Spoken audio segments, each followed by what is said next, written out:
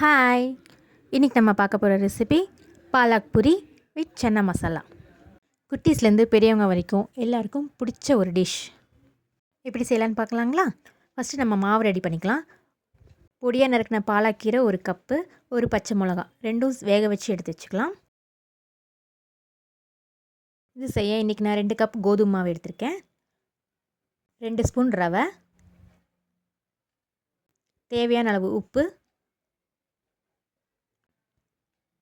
ஒரு பிஞ்ச் சர்க்கரை. வேக வச்ச பாலாக்கீரையை அரைச்சி எடுத்துக்கோங்க. இப்போ நம்ம மாவு பிசைஞ்சிக்கலாம். நம்ம அரைச்சி வச்ச பாலாக்கீரையை கொஞ்சம் கொஞ்சமாக ஊற்றி பிசைஞ்சிக்கோங்க.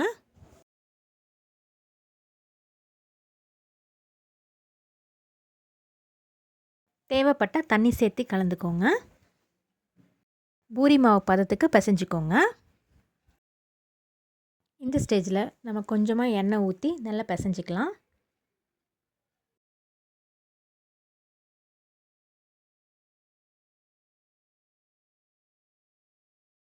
மாவு ரெடி ஆயிடுச்சு.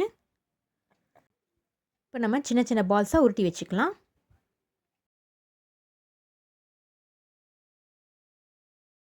பாலக் பூரி மாவு இப்போ ரெடியாக இருக்குது. ஒரு கடாய் வச்சு தேவையான அளவு எண்ணெய் ஊற்றிக்கோங்க. எண்ணெய் நல்லா சூடானதும் பூரி போட்டு எடுத்துக்கலாம். இதில் நம்ம ரவை சேர்த்திருக்கனால பூரி நல்லா புசு புசுன்னு வரும்.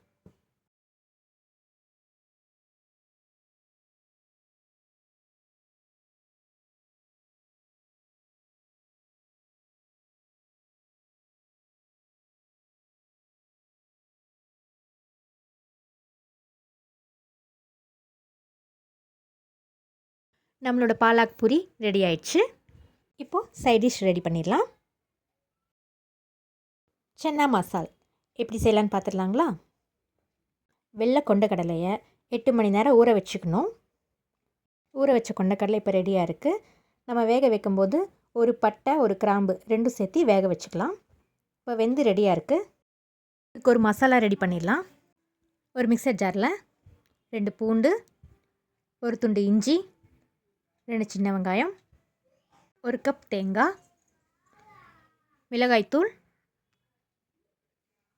மஞ்சள் தூள், சோம்புத்தூள்,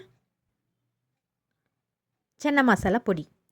இது எல்லாத்தையும் ஃபஸ்ட்டு பல்ஸ் மோடில் போட்டு அரைச்சிக்கலாம். இது கூட நம்ம வேக வச்ச கொண்டக்கடலை 1 கப் சேர்த்திக்கலாம். நல்லா நைஸாக அரைச்சி எடுத்துக்கோங்க. மசாலா இப்போ அரைச்சாச்சு. நம்ம இதுக்கு ஒரு தாளிப்பு ரெடி பண்ணிடலாம். ஒரு வெங்காயம், ஒரு தக்காளி, ஒரு கொத்து கருவேப்பிலை. கடாயில் எண்ணெய் ஊற்றிக்கோங்க. எண்ணெய் நல்லா சூடானதும் ஒரு துண்டு பட்டை, நம்ம கட் பண்ணி வச்சுருக்கிற வெங்காயம், தக்காளி, கருவேப்பிலை எல்லாம் சேர்த்து நல்லா கலந்து விட்டுக்கோங்க. வெங்காய தக்காளி நல்லா ஃப்ரை ஆனதும் நம்ம அரைச்சி வச்ச மசாலாவை இதில் ஊற்றிக்கலாம். தேவையான அளவு தண்ணி ஊற்றிக்கோங்க.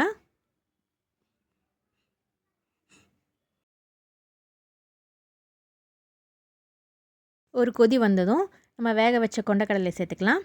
தேவையான அளவு உப்பு, நல்லா ஒரு வாட்டி கலந்து விட்டுக்கோங்க. எண்ணெய் பிரிஞ்சு வர வரைக்கும் நல்லா கொதிக்கணும்.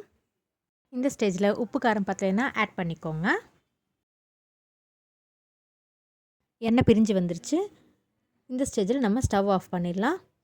நம்மளோட சன்னா மசால் ரெடியாக இருக்குது. நீங்களும் உங்கள் வீட்டில் இதே மாதிரி ட்ரை பண்ணுங்கள். டேஸ்ட்டு சூப்பராக இருக்கும்.